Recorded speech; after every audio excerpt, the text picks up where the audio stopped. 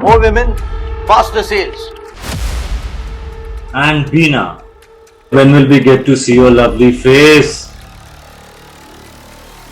I'm Siddhant Karnik, and I'm here to take you through Rainmaker's training module on the prevention of sexual harassment at the workplace.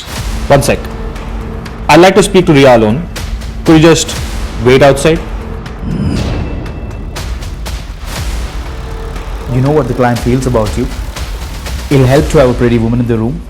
It'll help us seal the deal. Oh, well, now just look at her, look at her. How would you like to work in my team? Oh, yeah. You don't even have to change your look.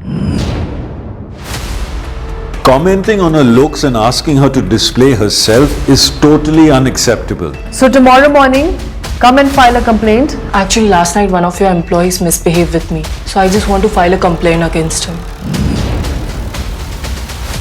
Sexual harassment is a subjective experience.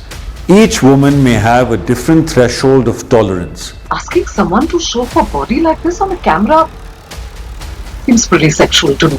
The IC has powers of a civil court and operates according to the principles of natural justice.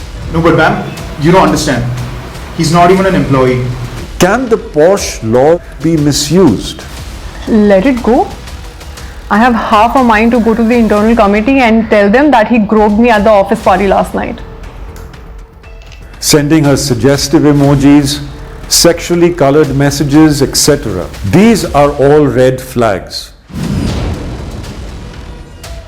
It is our responsibility to create a safe and secure working environment where no one feels sexually harassed.